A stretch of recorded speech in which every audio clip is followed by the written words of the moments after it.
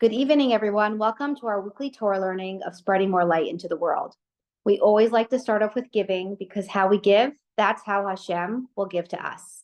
Let's all give generously so Hashem can and will give us generously.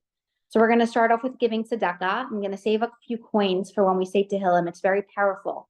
It's very powerful to say Tehillim and give tzedakah at the same time. So I'm putting a coin in the tzedakah box, and we're going to say some names. And before we say Tehillim, we're going to say names for the IDF. We just got messages blown up to all of our phones that there were serious attacks and people got very hurt and they need miracles. So everyone can grab their Tehillims and say it with a lot of intention. So we're dedicating this class for Shalema for Chana and to Rivka Bas Shandel, Chana Bela Bas Devorah, Yosef ben Devorah Leah, Yosef Razel Bas Adas, Rafal Chaimer ben Sima Chasha, Devorah Leah Bas Yafaliba, Moshe Yehuda ben Golda, and everyone who needs, who are having them in mind. We're also dedicating this to the Chayalim, who are literally heroes, and Hashem should protect them.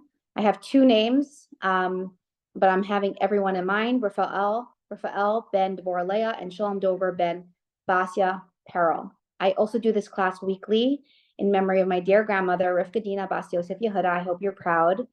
In memory of my dear great uncle, Chaim Dover ben Betzalel. To save a life is saving a world, and he saved many. Bela Bas Betzalel, my grandmother who recently passed away. And I'm going to say some names now that they requested for Tehillim. Give me a moment while I just pull it up.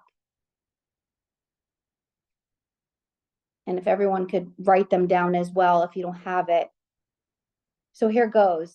For Shalema, for Itai, Abraham, Biton, Ben Rachel, Gal, Bani, Ben Iris, Shalu, Ayala, Ben Teklo, Omer, Aaron, Lotan, Ben Tal, Akiva, Shalom, Kudesh, Ben Devorah, Yeshua, Levi, Ben Hana, Eli, Keter, Ben Hagit, Lidor, Buskila, Ben Merav, Shagiv, Sharabi, Ben Yifat, Eliran, Yitzchak, Mordai, Ben Patria, and everyone else who needs. And Hashem should protect our holy brothers and sisters who are doing really important work right now in Gaza as we speak.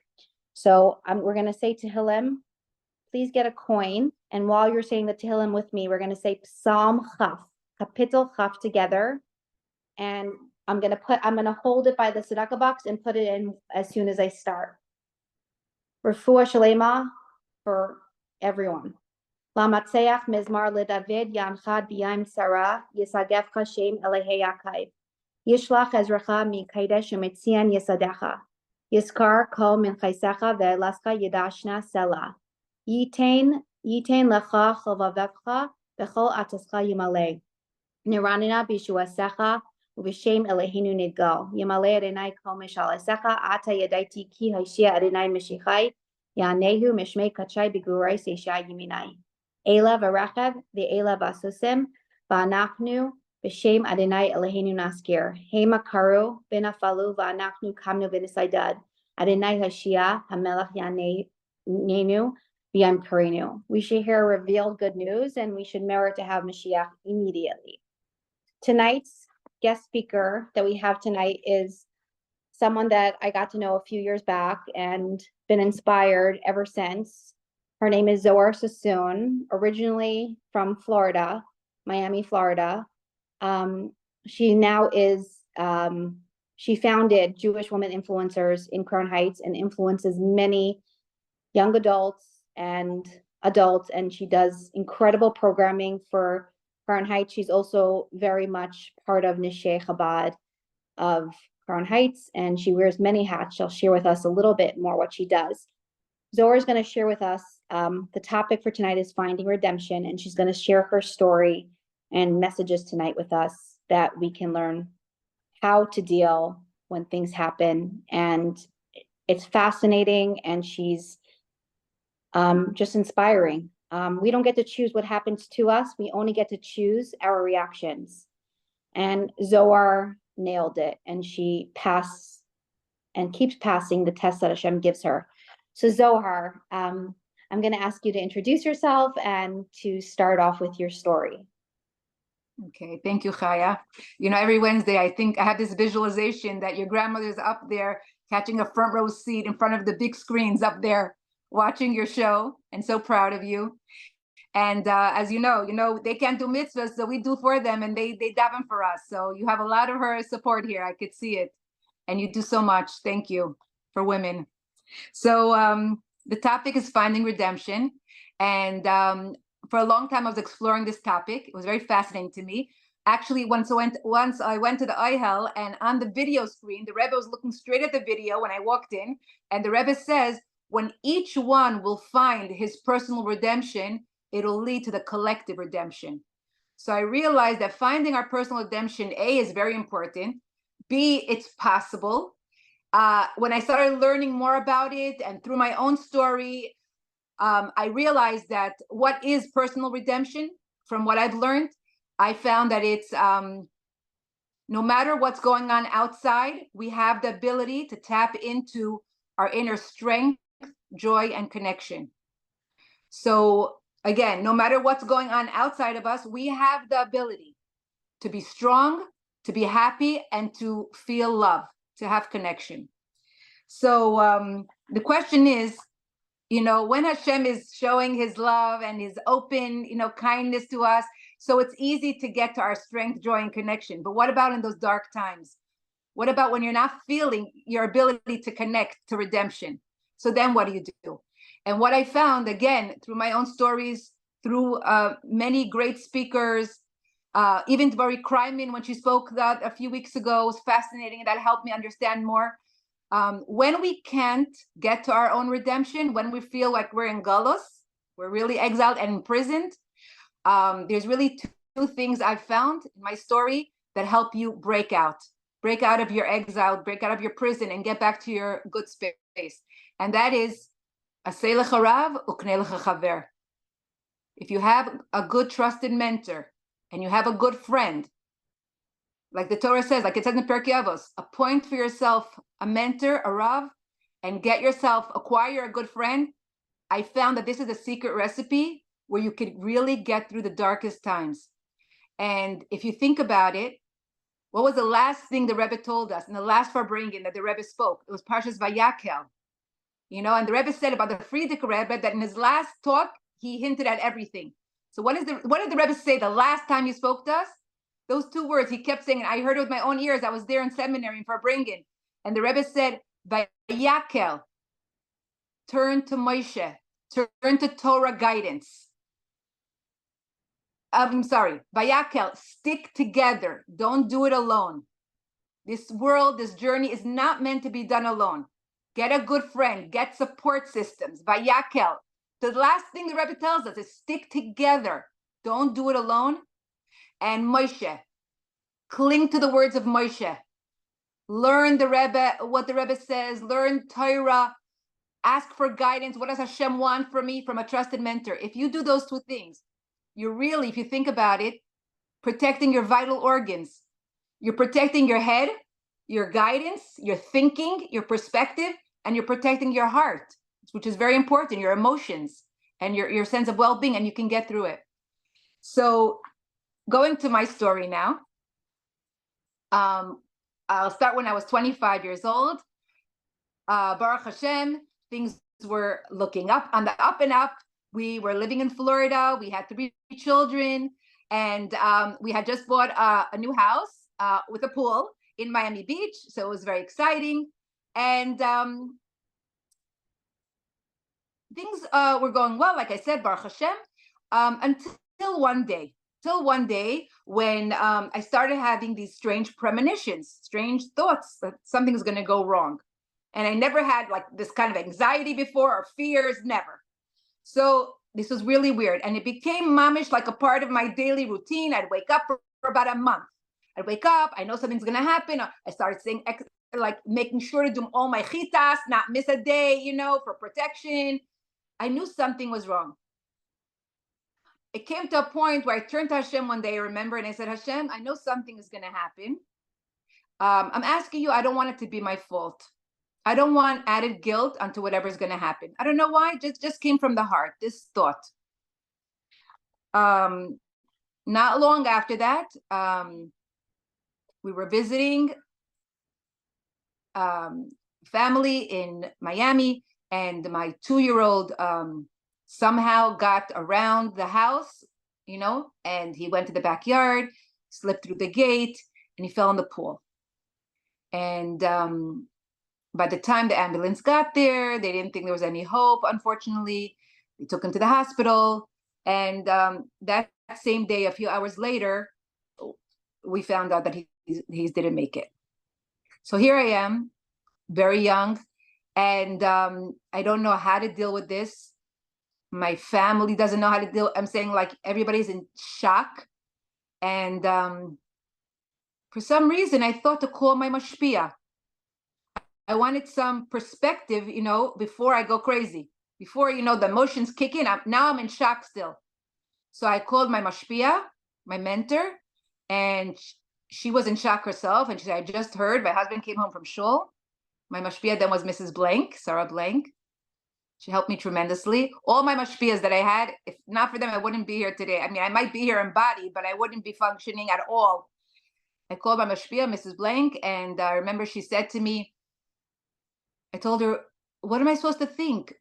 Is this a punishment? Should I blame someone? What's going on? How am I going to live? How am I going to continue? I can't even imagine what's life going to be like for me now. I was 24 then.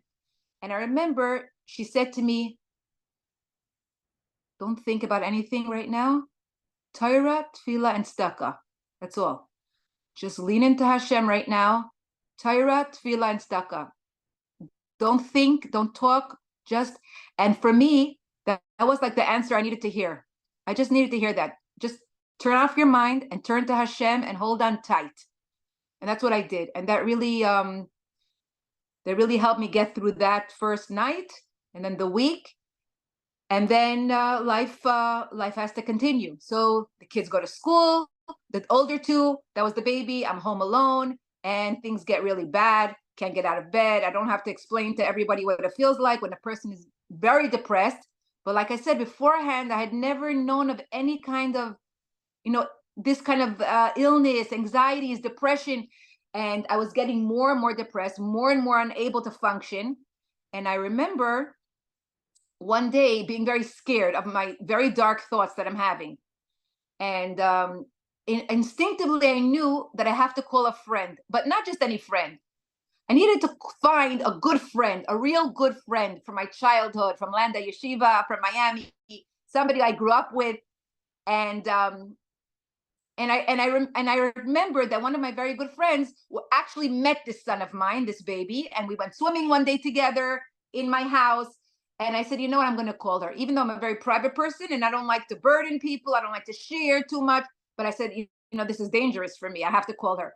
And I called her up, and I said, Chayla, I'm having very bad thoughts, and I'm depressed and I'm very scared. And she said, Zohar, I understand you. I know exactly how you're feeling. And first of all, I felt very good. I don't know why. It just, you're sharing your burden and somebody feels it. And I said to her, but why do you understand how that feels? Like, you never, I'm saying you didn't go through this. So how do you know? And she said, it's the strangest thing. For a long time, for a while, I don't know how long time, I was also like, very melancholy and very sad. And I didn't know why. I couldn't figure out. And I didn't know why I'm feeling this for no reason, these thoughts and these feelings. And now I know why Hashem made me feel that, so that when you tell me this, I'll know exactly how you're feeling. And I said, wow, that's so beautiful. And that was a turning point. After that, after speaking so here already, you see two places where a mashpia like saved the situation. First, the mashpia, and a friend. The first time when I called the mashpia at that moment, and then my friend, the first turning point of that story. So that was a turning point. I was able to recover, Baruch Hashem, from there, slowly. And I decided that, you know what? We're going to have the proper response to this tragedy. Whenever there's darkness, you bring more light. And right away, we're going to jump into growing our family and trying right away to have another baby. And we're going to, we're going to do this and we're not going to be defeated. Okay. So we tried, and Baruch Hashem, we were successful. And very shortly after my son passed away, I became pregnant, and we were very excited. 8 months passed into the pregnancy, not feeling well. And my husband said, well, you're 8 months already. That's why you're not feeling well. And I said, no, something is wrong. I've never felt this like I'm feeling right now. And I called the doctor, and he said, you have to come in for a sonogram. This day was Yud Aleph Nisan. It was a few days before Pesach. I went in for a sonogram, and the doctor, the nurse is very nervous. The technician is very nervous. And she's like, wait, I have to call the doctor. The doctor comes in. He's very nervous. They moved me into the hospital room. That was just like an outpatient. And they say, you have to be checked in. So maybe you want to call your father. Maybe you want to call your husband, your father, somebody else to be with you. I'm like, okay. And we have a little meeting. And the doctor tells us the sonogram shows that the baby's left heart, the left side of the baby's heart, didn't develop. It's a very rare and serious condition. It's called hypoplastic left heart. And in utero, the baby can survive, but once he's born, he needs immediate surgery. And it's, it's life-threatening. So we were devastated. We're reeling from the first baby, and we're like, what? Like, just can't think straight. So my father, Rabbi Avram Tamir, Baruch Hashem, right away caught himself, his senses and everything. And he said, we're going to go for a second opinion, like the Rebbe always said. And what is your success rate with this operation that you say the baby needs? She says, well, here in Mount Sinai in Miami Beach, our success rate is about 20%. So my father says, thank you very much. We're going to do our own research, and we'll let you know. So my husband right away said, okay, you go home with your father. I need to go speak to my mashpia. Again, I'm going to speak to my Rav, which was Rabbi Label Shapiro in Florida. And again, I just can't say enough how knowing that you have someone in your life that when it's so dark and it's not clear what Hashem wants from you and what's going on, just to have, I remember the Rebbe speaking about having a mashpia, and the Rebbe said, you don't have to worry. When you go to a mashpia, the Nasi, Hadar, the Rebbe of the generation, gives him the koyach to answer you properly. He gives you he gives your mentor the ability to answer you the right way with the right guidance. And we trusted that. We knew that. It's not like my husband said, you know what, let me go ask the rabbi, but he thinks he's a smart man. It's not about that. It's about in the merit of the relationship that we took on this mitzvah to have a Rav in our life, a guidance in our life. We know Hashem is going to guide us properly. And I must say, in my whole journey till now, I can never say that one time that a mashpia guided me, it was bad. It was always the right thing. It was always proper guidance. Anyway, so he goes to Rabbi Shapiro, and Mrs. Shapiro is there. Tirza Shapiro, his wife, is there. And of course, Rabbi Shapiro says right away, I'm so sorry that you're going through this, and they empathize with us. And then and Rabbi Shapiro said something very interesting. He said, you're talking about the left side of the heart. And in Tanya, it says that the nefesh habahamis, right, the Yetzer Hara, the bad, evil inclination resides where on the left side of the heart. So this baby, is a tzaddik. He has no Yetzer Hara, no bad evil. He's a complete tzaddik. And then his wife said, we have a family friend who's a specialist in Long Island in New York. And I hoped I would never have to use him, but I'm happy I have his number, and I'm going to call him, and I'm going to ask him for advice for your situation. So she called him, Dr. Petrakovsky, in the North Shore in Long Island, and he said, yes, tell her to come here. And he told her that this surgery in Columbia University hospital, Presbyterian, Columbia Presbyterian, their success rate is 80%. So it's a no-brainer. We're going to New York. This Dr. Petrakovsky, who's a high-risk specialist obstetrician, will deliver me, and then we'll go straight immediately to Columbia Presbyterian. Today, Columbia is like a bad word, Columbia University, but it was Columbia Presbyterian Hospital in the Upper West Side. So we go right away to New York, and we have the baby, and the operation is done immediately with a top world doctor. However, the operation was not a success.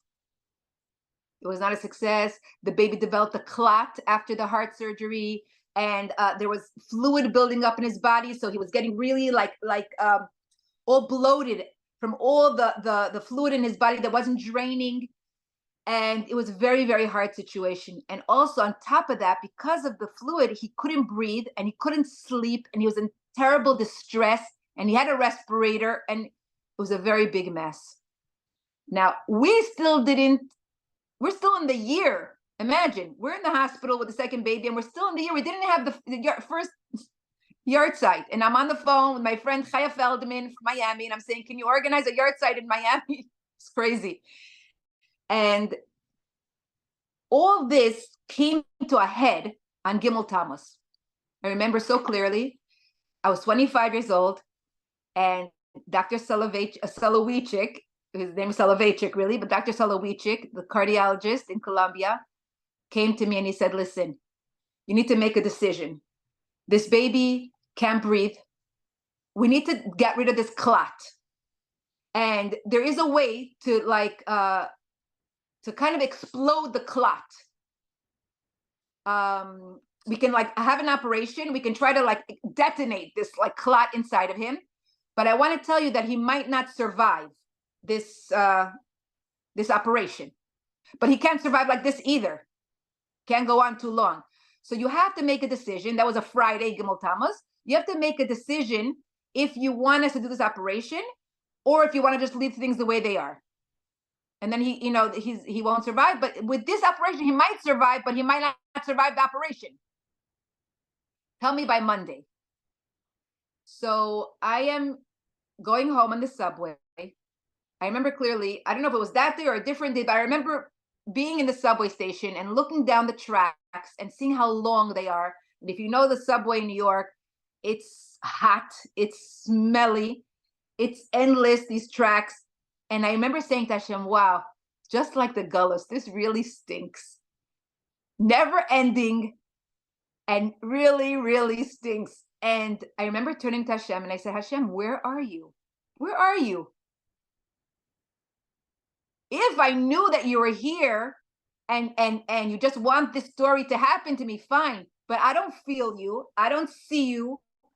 I have no sign from you. Am I just like this, vulnerable, target that anything can happen to me? What's going on here?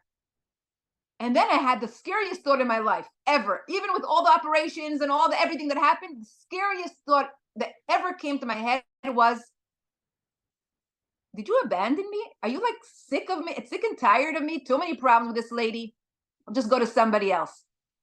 And that was the scariest thought, because if we know we're in Hashem's hands, okay, I'm in his hands and I'm protected. No matter what happens, I can get through it. But are you even here? Remember there was a book, Are You There, God? It's Me, Margaret. I remember reading when I was little. And I remember saying, are you still there? And then I remember getting a little upset. I mean, I was young then, so I can't judge myself. I remember getting a little upset and saying, I was there in this relationship the first time around. I didn't leave you. I was there when the baby got sick. I didn't leave you, right? And now, I don't know, it's just too much. I said, you know what, Hashem? I'll tell you what. You have to show me some kind of miracle or some kind of sign that you're here. I'm not saying you have to cure the baby. I'm not saying you have to save the baby. I just need to know that you're here. If you show me that you're here, and you do miracles all the time for people, for Goyim, for everybody, I'm telling you, Hashem, and this is probably chutzpahdik, but it came from a true place. It came from, I was just talking honestly. I was used to seeing Hashem in my life openly. And I just wanted to know that he's still there and that I could handle it. And I said, you have to show me some kind of sign. Because if you don't, I don't know. I don't know where I'm going to be anymore. That's how I felt in this relationship, you know. And I went home. It was right when the bell rang for Shabbos. We had the meal. Everybody went to sleep. And I remember my husband wasn't there because he was in Miami trying to save our house because he couldn't work properly. So, you know, now we had a problem with the house, you know, not paying mortgage, not paying, you know, so he had to go to Miami and work. And to my sister's house and Hadar's house, my older sister's house. We lived by her for a whole year during this whole story. I put my two little kids to bed. Everybody went to sleep, and I couldn't sleep. Who could sleep? I couldn't sleep the whole 6 months when the baby was in the hospital because nightmares and I couldn't sleep. So I got up, went to the kitchen, and I stared at the Rebbe's picture, and I said, "I'm not making this decision on my own about this operation. I'm 25 years old. I'm not taking this achrayas. Hashem, you have to tell me what to do. You have to tell me what to do." And I remember taking an igros, opening it up. Now, this was a few years after Gimel Tammuz. People were not used to opening the Rebbe's letters and trying to get messages. It was like a new thing. And I opened the igros, and I look at one page, doesn't really say anything. Then I turn to another page, like the second or third page. I see a letter, Gimel Tammuz. I said, okay, this is going to be interesting, maybe. Let me see. Maybe Hashem finally wants to talk to me. And what does the letter say? The letter says, we have seen that in this situation where there's a clot, homeopathic compresses have helped. I was ecstatic. I felt like held. I felt like Hashem is back in the picture. I mean, I didn't know it then. What I know now, that Hashem can never and will never leave the picture or the Rebbe, but he was showing himself. He was showing himself. And I said, okay, the Rebbe is saying something, and I'm going to hold on to it. So Sunday morning, I ran to Dr. Rosen's office with the igros in my hand, and I told him, Dr. Rosen, look what it says here. Something about a clot. And Dr. Rosen opened his eyes, and he's like, you should know that when the Rebbe had a heart attack, he developed a clot. And we actually called the biggest homeopathic doctor in the world. His name is Jeremy Shear in England. And he recommended homeopathic compresses for the clot. And it actually, I think it helped. I think he said it helped. He said, so you get Dr. Jeremy Shear on the phone. You ask him which compresses to give your baby. And what about the doctor? I said, tomorrow, Monday, I have to tell him my decision. He says, you tell the doctor. It's a very big decision. Keep the surgeon at bay for about 10 days. You need about 10 days, you'll tell him. That's what I did. I finally got a hold of Jeremy Shear. It was very, very hard. Hashem helped. Finally, the secretary asked him. He just came back from China from a tour. She asked him what to do. He told me where to go. I went to Apple Drugs for $3. I got a little vial of homeopathic. I forgot the name. It was very simple, basic homeopathic pills. It said every 2 hours around the clock, put a compress of warm water and like a rag on the baby's chest. And if it'll work, I understood it's going to work right away. Like you'll see right away. If it's going to help, fine. So I went to the hospital, and I didn't want to tell the nurses right away what I'm doing. I knew it's nothing. It's just homeopathic, but I didn't want them to stop me. So kind of covertly, I'm going to the sink, and I'm washing this little kerchief, and I'm dipping it in the thing and just going to rub the baby's chest with this rag. And the first thing we noticed is that the baby started breathing deeper, and he finally fell asleep. For 2 weeks straight, he didn't sleep. The nurses in the ICU were going cuckoo. They were up with him for 2 weeks straight. And the first thing is he started to rest. He started to breathe, and he fell asleep. And the nurses were so happy that the patient is finally sleeping. And that was the first thing we saw. Every 2 hours, I'm back in there, massaging his chest. Finally, one nurse tells me, what are you doing over there? So I had to say, and I said, it's just something homeopathic. someone recommended, and it's no side effects. It's just putting it on his chest, you know. He says, well, this is the ICU. You have to ask the attending physician. You can't. I'm like, fine, I'll ask the attending physician. And by that time, we were around the clock. We didn't sleep because every 2 hours you have to put it on. So like the alarm clock, you know, was going on every 2 hours, you know, in the middle of the night. The attending physician came in, and old Jewish, like grandfather looking man, tall doctor. And I went over to him and I said, I need to put this on the baby. And he was like, what is that, homeopathic? Okay, you could do it, no problem. In a way, I felt like he was being kind. And the other way, I felt maybe he felt like there's nothing else that's going to help. So why not, you know, try this, you know? But we put on the baby. Now, this was right after Gimel Tammuz, right? As the days progressed, we're continuing to put the compresses, not around the clock, you know, because we didn't need to anymore. It was getting better and better. In what way? The fluid that was in his body and bloating him up because the clot started to drain. He had pipes attached to the sides of him, and you saw fluid coming out of them that before was trapped in his body. So fluid is coming out of him. The doctor's getting very excited, the cardiologist. He's so happy we pushed off the surgery. And it comes to a point where on Yud Gimel Tammuz, 10 days after Gimel Tammuz, also a very holy, happy, special day. The Frierdiker Rebbe came out of jail. It was right after his birthday. He came out of jail because he was, you know, fighting for Yiddishkeit in communist Russia. On Yud Gimel Tammuz, the pipes on their own popped out of him. The body kind of rejected these pipes, and the circulation was fine. And what happened that day when the pipes popped out, all the cardiologists, all the students were coming around. We were like a sight. And they're showing each other, the doctors are showing their students this like strange thing that happened here. They don't know how to explain it. They don't know what happened. There was a clot that had to be detonated, you know, something like that. And it just came out by itself. And one Indian doctor, I remember clearly, a tall Indian lady turns to me and she says, I want you to know that in all my years of being a doctor and all the research I've done, I have no explanation for this. I've never seen anything of this, and I don't understand it. I don't know how to explain it. So I tell her, we can't explain it because it's a miracle. It's a miracle. This is something that God did. It's not explainable. And she's like, okay, you know, like she tried to process that, you know, they're not used to this kind of language.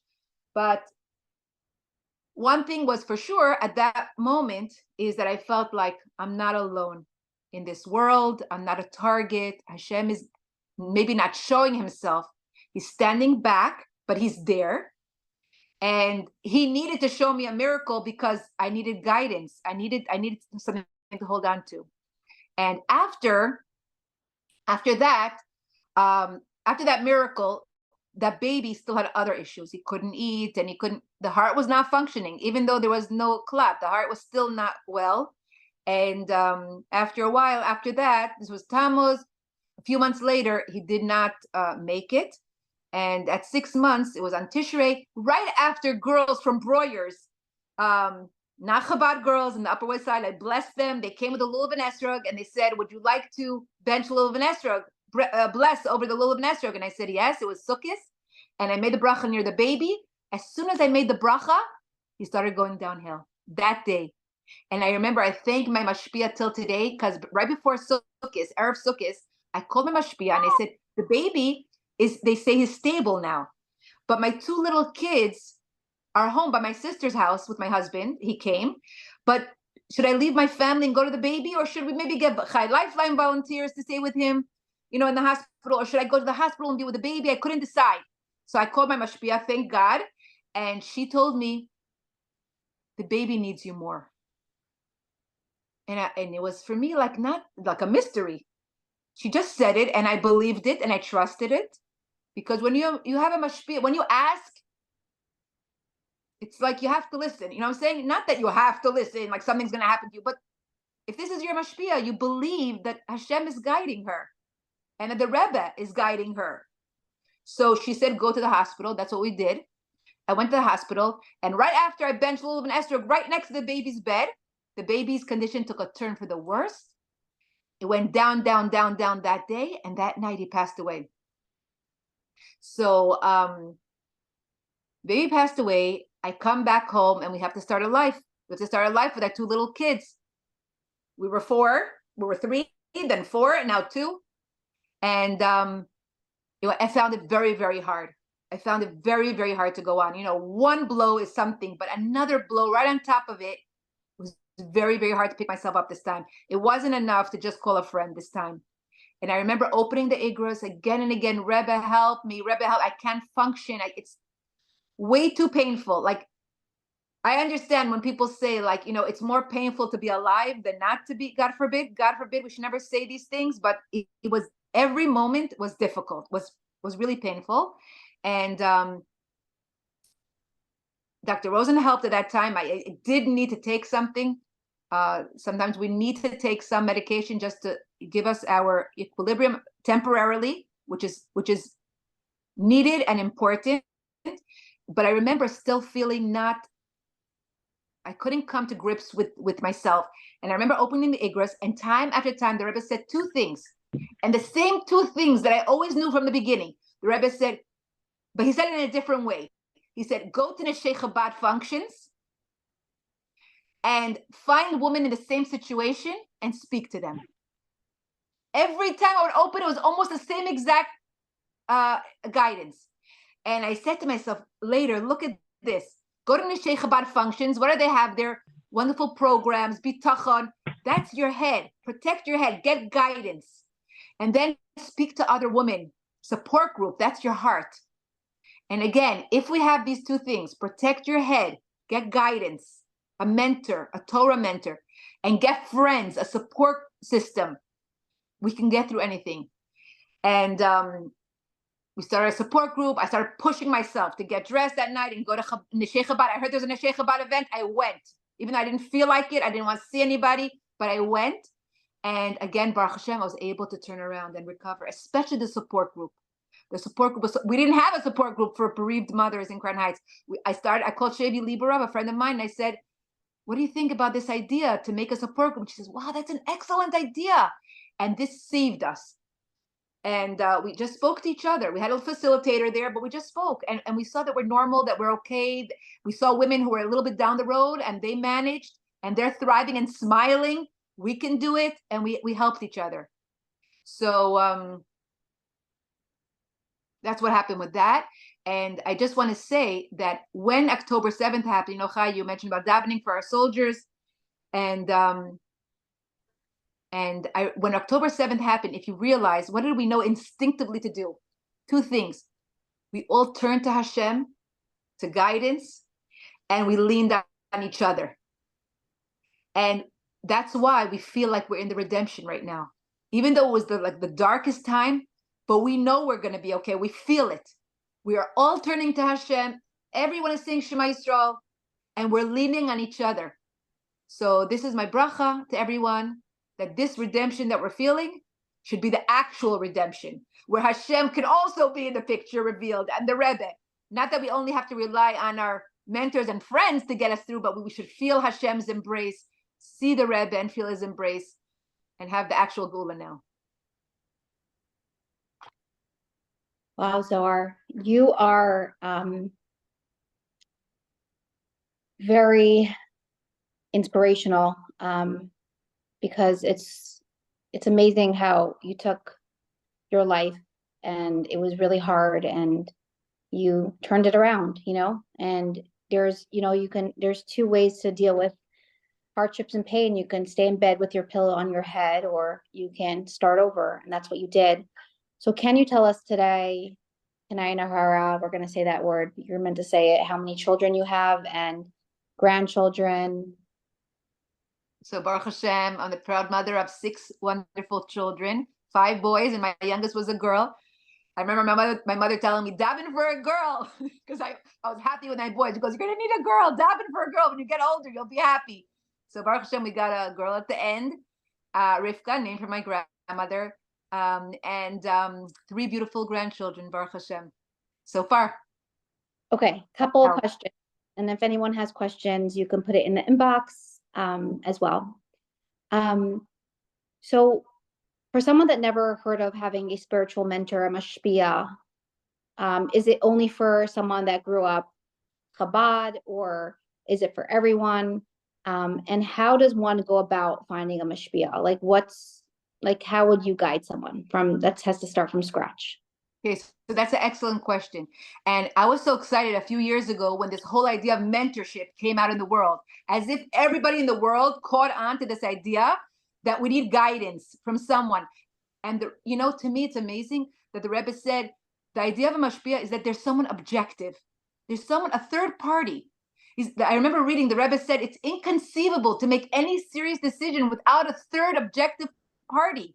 Like, because we're so into our own world. So sometimes just the fact that it's somebody else listening to us, we get, they can for sure see clearer than us, and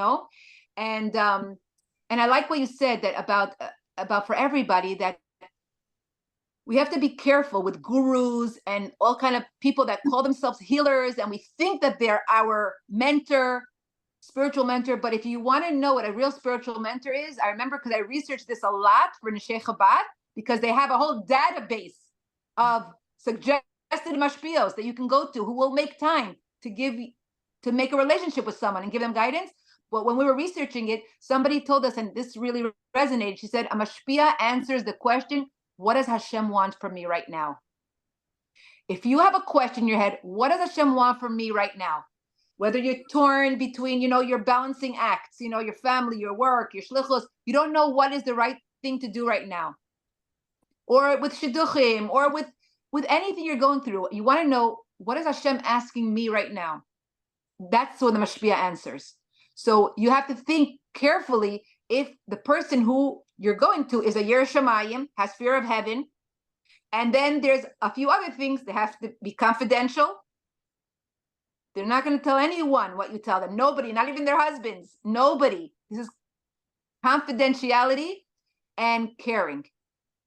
So those are a few things that we saw in the Rebbe's letters so far, what I saw, So we're going to show a video a little later on, but we discussed a lot before you spoke. We spoke about a lot of different topics.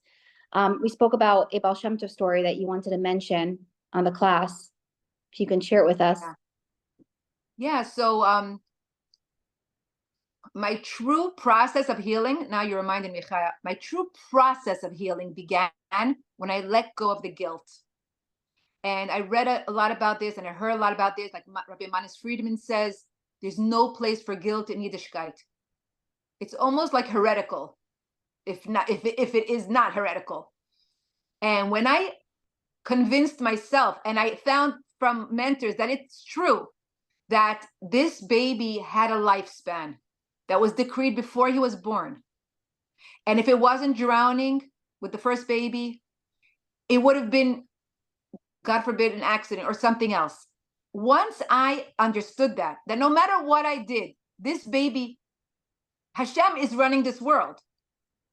How things happen can be a lesson for us, maybe, how they came about. But that it had to happen, that's for sure.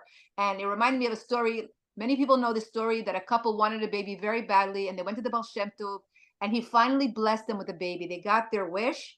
The baby was born. They raised him lovingly, and at age 2, I believe, something happened that he got caught onto the wheels of a wagon, and horses dragged him through the streets until he was killed that way, very brutally, right? If anybody knows the story better, please chime in. But this is how I remember the story. And the couple goes back to the Baal Shem Tov, and they said, "You blessed us with a baby. Obviously, his time was up, and he had to give up his life at that time. But why is it like that? Why in such a terrible way? It's tormenting us that he had to die like that." And the Baal Shem Tov said, "You should know that there was a whole town that had to be massacred in one day. And now, unfortunately, after what happened in the kibbutzim of Gaza, we can understand what that means. A whole town had been massacred. And it was decreed that if this baby will die in such a terrible way, it will atone for all those people's deaths. So they can live. He would die anyways, but if it would be in such a terrible way, it would atone and they would live." And they were comforted because there was some meaning. There was some meaning to the tragedy, Wow. Our eye doesn't see everything, but and we're gonna only see it when Mashiach comes. So I just want to know, like, when one passes away, they can't do mitzvos anymore. And the only thing we can do for someone's neshama is by, elevating and doing mitzvos in their honor, and they feel it upstairs. It's very well known. It says it in the Sfarim, it says it in Kabbalah. Wanted to ask you if there's anything special that you did to honor your two children that is now with Hashem. That's an excellent question. And by the first Shiva, my mashpia came to be Menachem Avel, and she didn't say much, but she said, my mashpia in New York, Margarowitz, she came and she said, do something in their name. Do something. And I felt like it was very important. I didn't understand why then, but she said, do something, and do some constantly, continuously do new things. Always be involved in doing things for them. And I realized not only is it good for the baby, but it's good for me. And so I was doing things, and all kind of things. One thing was a girls program, like I told you, Chaya, for teenage girls on Matzah Shabbos, to keep them busy, to inspire them.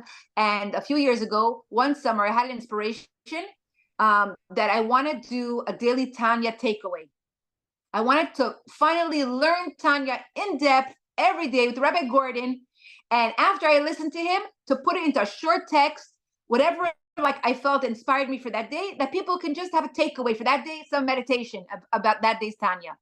And since his name was Shneir Zalman, my son, I wanted to do something with the Tanya. And that was very successful. First of all, I learned Tanya like never before, from the beginning to the end. So it was a tremendous gift for me and my personal growth, healing, joy. And then I felt like, my God, because of my son, many women, Baruch Hashem, we have a lot of chats here in Crown Heights, as you know, Jewish women influencers chats. Chaya, I can send you the link if anybody wants to join. We have daily inspiration for women. And after about a year, I said, wow, it's a year already. We finished the Tanya. Maybe I should stop. I spoke to my mashpia, to Mara Garwitz, and she said, no, continue. And I continued. And I just can't say how much this has given me. I just feel like every day, if I just do that, my day is good. Like I did enough that day, like it's a good day because I learned Tanya. I taught something inspirational that's relevant in Tanya that I feel women could help or hold on to for that day. And that's, such a gift for me. So till this day, a few years later, we're doing it and we're posting it every day on our Jewish women influencers chats. Please reach out if you want to join. It's a great chat. I love it. And Rabbi Gordon is fabulous. I encourage everyone. He is someone that passed away but left us gems. You can go to Chabad.org and you can see Rabbi Gordon, and anyone I shared it with, feedback that I got, loved learning Tanya through him. Yeah. By the way, Chaya, I just want to say that last year actually, I started doing it after, because I heard Rabbi Gordon already for 2 years. Then I started doing Rabbi Naftali Silverberg on Let's Talk Tanya. You can look him up on any platform, Let's Talk Tanya. And it's like, wow, a breath of fresh air. Every day has a relevant message, and I just love it. So I recommend to anybody who wants to learn Tanya, you can see all of his, posts over there, audio, video. Let's Talk Tanya is on YouTube, on Spotify, and anything.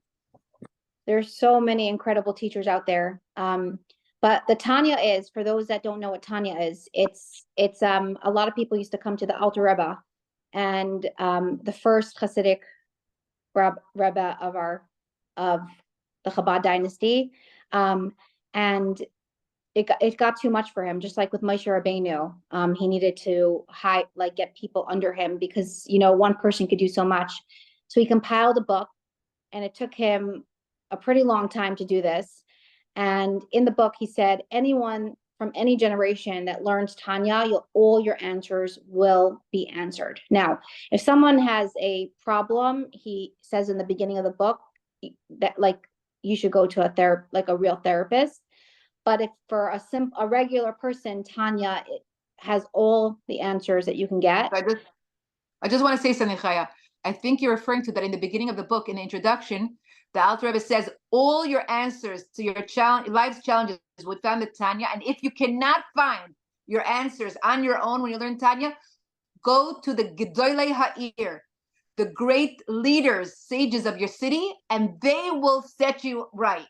So, and then the Rebbe speaks to the leaders of the city and he says, don't keep yourselves quiet. When someone comes for advice and guidance, don't act humble all of a sudden. Give guidance.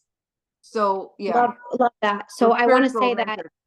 I want to say that Tanya, you know, you could try it for 40 days, but it changed my life. It changed my perspective. It gave me like a new lens, and it's incredible. And there's not one person that I know that I've met that doesn't like Tanya. And you just need the right teacher. And now there's so many incredible teachers. And if you want an incredible woman teacher, you can reach out to me. I can send you some recordings as well. Someone that does it incredible. So we have another couple of questions, but before we get to the questions, we Zohar and I spoke a lot before the class, and she mentioned something. I don't know if you mentioned it, but if you didn't, if we can talk about it. A friend of yours that didn't have Hasidus in her life yet asked you a question, and you answered her. If you can tell us how you responded to her about loss. Yeah, a friend of mine who her daughter passed away and she's not Chabad, called me and she said she's having a very hard time with her faith now. And how did I do it? How did I hold on? And I just blurted out honestly, because of the Rebbe and because of my mashpia, meaning the guidance that I felt from the Rebbe in the Igros and my mashpia holding my hand the whole time. And that's also a mark of a true mashpia. She won't let go of you. A true mashpia will never leave you in your hardest times. And Baruch Hashem, I had that. And I just said, I don't know, I had a Rebbe and I had a mashpia. And I don't know what else I should have told her. I should have told her something else probably, but it was too hard for her. And unfortunately, she didn't stay in the fold. She didn't even stay with her family. She just like left everything and everyone, and it was too much for her. So I guess we have to say thank you. And I guess this is why I share my story, you know, that when you don't see Hashem's open hand, you don't feel the Rebbe's open embrace, it's okay. They're there. And they want you for some reason right now to lean into each other and to get guidance from a mentor. But they're there and they're going to guide them. And then you're going to get through this until you see the light. It's true, it works. I have a mashpia myself. I have a mashpia for this class, and she guides me, and it's incredible. Shandy Jacobson. And then I have a personal mashpia as well, and it does wonders, because when you're in doubt, like, they really just give you the answers, and it's channeling from the direct light from Hashem. So someone asked two questions about mashpia. If anyone has any more questions, you can ask in the chat box. So someone asked how you can access the database about getting a mashpia that you were saying that you created about mashpia's mentors. Okay, so there's a website, and it's liveandlearn.ch, live and learn, all one word, liveandlearn.ch/mashpia, MASHPIA. Okay, fantastic. And I'll send it out. If anyone wants it, just reach out. Someone else asked, is it okay to have a male mashpia, or should it be a woman? Okay, so yeah, the Rebbe is clear on that. A woman should go to a woman and a man should go to a man. Yeah, and we hear that also with, like he said, that with like even giving shalach manas, a woman should give to a woman, a man should give to a man, and if you need to give to a man, you should give it through a shliach. Right, same thing with Like Mitzayim. And I'll also add, the Rebbe, I've learned also said it's better not family, because our family hopefully is subjective. They're not objective. They don't want to see you in pain. They don't want, you know. So someone who's a little bit outside of the picture, and a female, yeah. And I just want to say that Zohar spoke way back, a few years back, and she shared her story. I think this time you shared a lot more details. And after the class, someone who wouldn't necessarily look, they weren't interested in learning Torah, they weren't interested in having a mashpia. She herself went through a lot of pain, reached out to me, asked me if she can connect with Zohar. And Zohar is very open, which is incredible. You're very gracious and you have such a big heart. And I'm sure she made a difference in that person's life. So I wanted to say thank you. when we share a story, it's not about just the story and just hearing the juice and just hearing someone's pain. What are we taking away from this? So our takeaway from this is like we're living in a very hard time. It's gullus, and we're waiting for Mashiach, and we can't get through it ourselves. Everyone has something in their life, and we have a mashpia just gets you through it, and we just have to open up our eyes and see the beauty wherever it is. Like there's beauty everywhere, even in the darkness. There's beauty. And this is Shani Jacobson's line: "Be the light in the tunnel. Don't wait for the light out after the tunnel." Like in the darkness, you can be the light and you could spread light. And if you need your friend, they will be there for you. And find a good mentor, find a good friend. And really, like, everything that happens for a reason. So, or did you mention about the Malach HaMavet story? Oh, well, it's connected to what we were saying before, Yeah. that I knew that, this person, the baby had his time, and like we say that the Malach HaMavet, the angel of death, turned to God and say, it's not fair. Everyone's going to hate me, right? And Hashem says, don't worry. They're never even going to, blame it on you. They're going to say it was this that happened. I should have gone to a different doctor. I should have gone to a different hospital. I could have, I would have, which are all curses. The Frierdiker Rebbe says all the could haves and would haves and should haves are curses. We don't go there, So Hashem says, don't worry. They're never going to think it was just because it was time for the angel of death to come. But And we I should just only want know to, of life.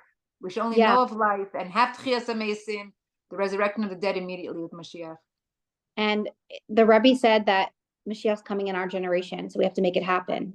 That's So right. we have it's coming. So the light is going to be there, but in the darkness, let's be the light. Like right I now, also want to mention, Chaya, if I can, a shout out, a plug to the Neshei Chabad 69th convention. Women's convention is coming up, which the Rebbe founded and championed. And they have incredible programs and speakers. If you can be in New York, June 6th to 9th, it's going to be online. I'm sure Chaya is going to post the info about it so you could join, and it's going to be incredible. in fact, I took someone that never came to a Neshei convention, and they came to one event, and she loved it. She was really inspired. She's on tonight, so I'm just sharing that with you. Like, you don't have to just be Chabad to come. Like, if you want to be part of it, reach out. They have a live, beautiful events happening monthly. A couple of years, they do incredible banquets, and you'll get to see what real inspiring women are. And it's all in person and online, but it's pretty, I really enjoy it. So I wanted to share that with you as well. And the story about the Malach HaMavet, I love, I really like that story. I don't like the Malach HaMavet at all. None of us do, but we don't see the darkness right now, what's going on in the college campuses. And then you see the Jewish people who are warriors, and they're screaming, their Jewishness is coming out all of a sudden, and they're saying Am Yisrael Chai, and they're fighting the darkness. It's pretty incredible. And we just all have to be the voice for the Jewish people. And we have to show the world who we are. We're the chosen people, and we're meant to keep all the laws and be an example, and and teach the 7 Noah laws to everyone. If every single Gentile kept the 7 Noah laws, the world would be a beautiful place. And we all should teach it wherever we go and share it. And people are open to it. So, Neshei Chabad actually organizes, they have cards to give out. And right after October 7th, I was on Kingston Avenue, back and forth. I gave out over 300 cards, and people took it. They were very happy. I said, I would love for you to bring in more light into the world. Here's a card, a good card, it's called. So yeah. Okay, we're gonna before we conclude with a video, and if anyone has more questions, we have like one more moment. The link for the mashpiyas, please reach out to me. We're gonna put it in the chat box, or we'll send it to you after. So let us know, and we'll also put it on when we get to the YouTube channel. If everyone can subscribe and share it. Chaya Mink, CHAYAMINK. We put the recordings pretty much almost 24 hours after. You'll get it, and we'll put it in the description as well. Okay, so we are going to do a roll call now. Tonight we had 67 ladies join from all over the world. Incredible, from all different backgrounds, but we're really the same. We're Jewish women who want to get inspired, and it's incredible. So thank you everyone for being part of this incredible class. I want to first start off by thanking our incredible guest speaker, Zohar Sasson. Thank you. And thank you for sharing your light as well with all of us. And you know, Thank you, turning Where am your I? pain, Sorry. turning Sorry. yes, turning your pain. I don't think I see you, but turning your pain into gain. We No. like. Do you want to share something? No. Okay. Yeah. So sharing your pain into gain, and so inspired, and you shouldn't have any more tests. And I see your teacher, your childhood teacher, looking on the screen, and she's so proud. Thank you. So special. And so I want to start off by saying thank you to Hashem for giving me this opportunity of helping to bring more light into the world with all the incredible guest speakers who give their time and share their vulnerable stories so we can all learn from them and make changes in our personal lives. So thank you for that. I want to say thank you to my mashpia, my mentor of the class, Shindy Jacobson, for just being awesome. She is incredible. You could just Google her. She just gave an incredible speech on Siwa Live in Israel when she was visiting family. And if anyone wants to see it, I put it on my status, or you can reach out to me. It's really inspiring. And I wanted to give a shout out to all of the ambassadors of this class. An ambassador, you all can become one today, shares the classes with their statuses, their WhatsApps and chats. And they also share the recordings and helps spread light into the world. I want to thank my dear husband who helps me with this class and with the tech and uploads it on YouTube. Very grateful for that. And really thank you everyone tonight. So we're going to start off with a roll call. Okay, so I was asked to please mention from friends from South Africa that they listen weekly to this class.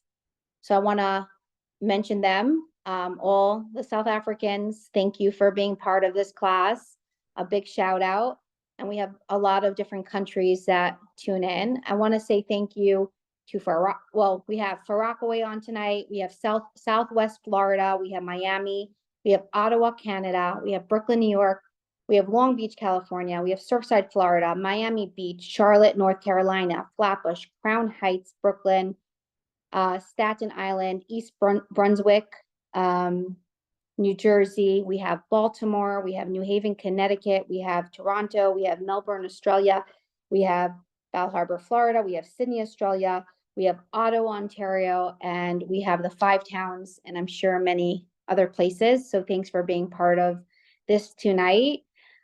We are going to conclude now with a beautiful video of the Lubavitcher Rebbe sharing about what a mentor, how to choose a mentor.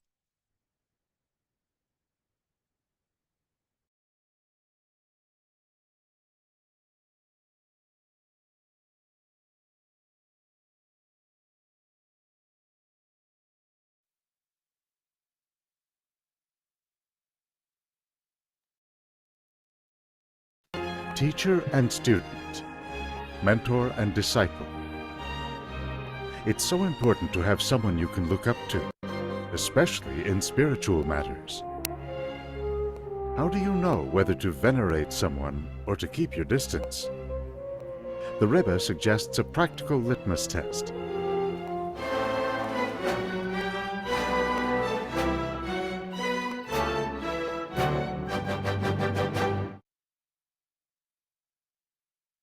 Messias, glaube ich, steht wie Trimasse zweimal als Selchara.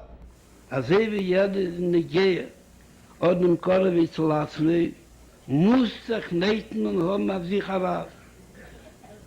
Benele ist jeder, die Geist etwas tun, a Dover, Rezina, je erste Sache, Bechulu, ist zum allen Menschen, wie der Nessie der Reine sagt, darf man gucken, was steht in Schulchan Aruch. Schulchan Aruch hat sich an sich kamen mit Forschi, befragt noch, als er drüber Gordo, Sehne, was sagen, als sie sein, allein mit Beichoi, Beichelis, befehle sein dem Schulchan Aruch, sich in der Dover seif. Darf man mal gehen, was nicht mehr geben darf. Ist nicht gemischucht. Und was Scheicher der Niederpschat, weiß, tut a krumme Sache. Und wie bald das genommen Scheicher der Pfarr tut will, Scheicher der Pschat, als Jahwe und Yisale, weiß der Geist, das ist gut. Bis wann ein Thema, Ratein, le Tevra, le Mosek Mar, le Mar Mosek. Muss ankommen, Sarah. Danach ist da, als eine Fall mir sich fort, a jene von der Bacharto, wo die Gemorre bewohnt ist.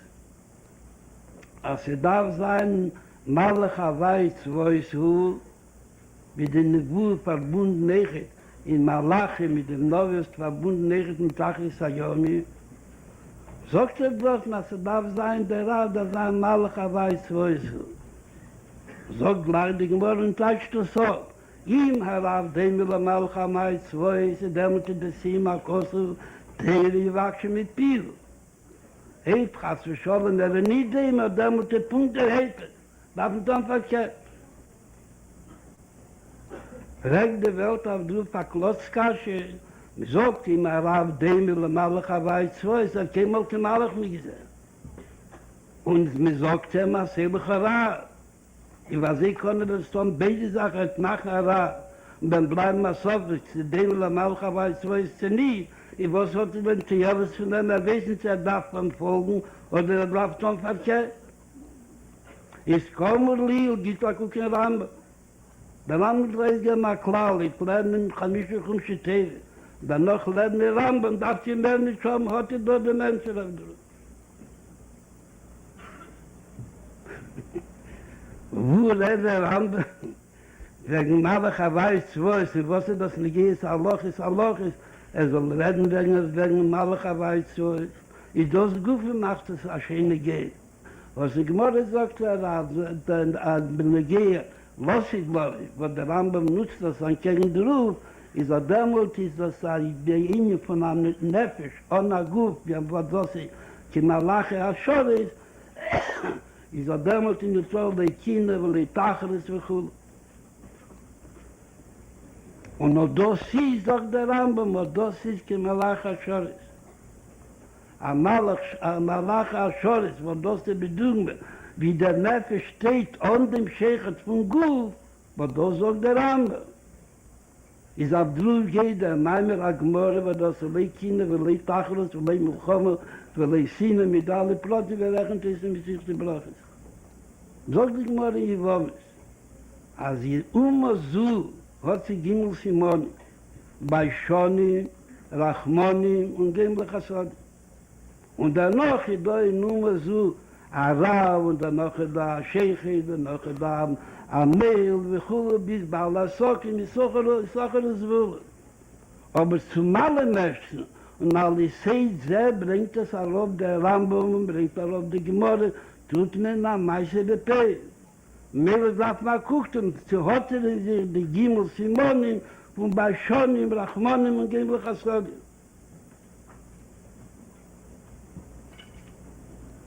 Wo das nicht eine Sache, was wir können behalten, Eber sagt, dass ist ein Beispiel in Chadri Chadorim, oder Gemel Chasodim in Chadri Chadorim. Oder Rachman in Chadri Chadorim, nicht das ist ein Simen. Simen ist das gleiche am Zetes, ein zweiter Zetes. Bei mir ist Zetes ein Simen. Also Beispiel oder Rachman oder Gemel Chasodim. Darf man sein begollen, weil sie Fische sind. Heute sich die 30 Monate bei Shonim, Rachmonim und Gemel Chasodim bei Hanagosse begollen, und das ist der Ingen und der Simen, als der Ravas, dem Malach Hawaii zu ist, mit all den Ingen, wir sind damit verbunden. Wow.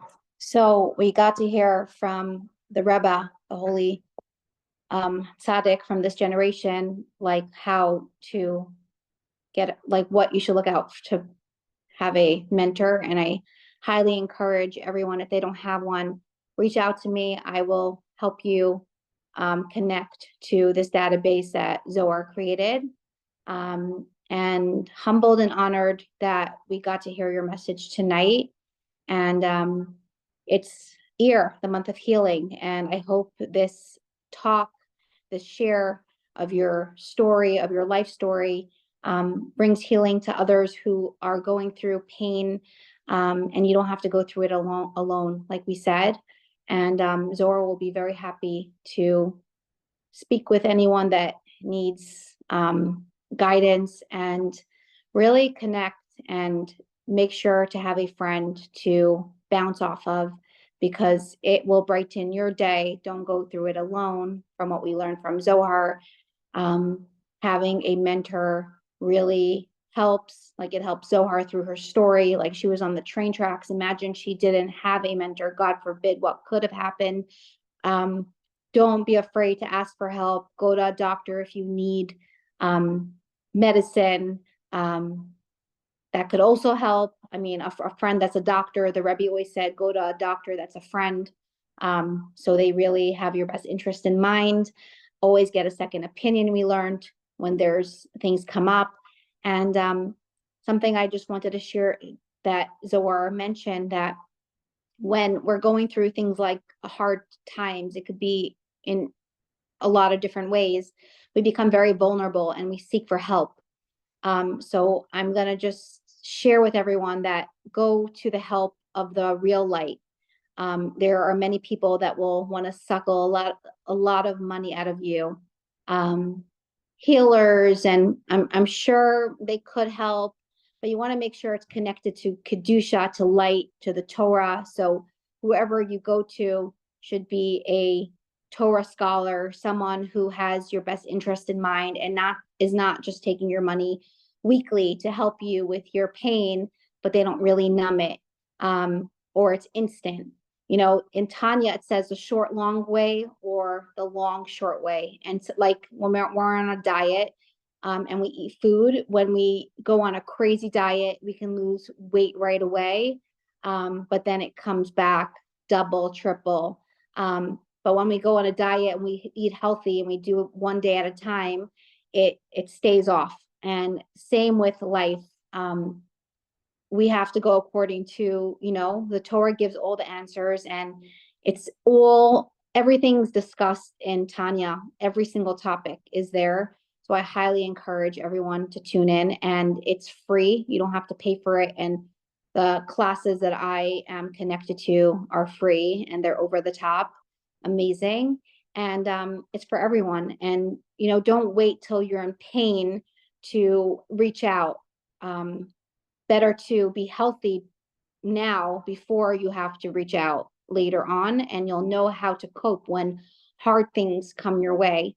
It's really like a coping mechanisms, and it really, we're all dealing, like, even in COVID, and now after October 7th, there's some people that won't leave their house. People are still wearing masks and they're afraid. October 7th, they're scared to leave their home. They take off their mezuzahs, or they want to, take off their Jewish stars, take off their kippahs, but that's not the way. We have to be more Jewish. We have to get out there, and we have to stop listening to the media, because, they're sucking you in, they're getting money for every single advertisement that they get. So they're happy every time you watch it, and they're like, the newspapers is 99.99% bad news. Why aren't they sharing miracles? Why aren't they sharing good news? But it's really important to connect to the light right now, and to be the light, and to shine your light. And if you need help shining your light, get yourself someone that will help, a friend. But don't focus on the background noise. It's just noise right now. Sheker doesn't last. It's each letter, shin, kuf, resh, are all on one leg, when MS, which is aleph, mem, saf, both have two legs in each letter, and it's stable. So it will last, and we will see the truth will prevail. And please God, Mashiach will be here very, very soon. And it says before Mashiach comes, it's gullus, it's going to be very dark. And right now we see it every single day. It gets darker and darker and darker.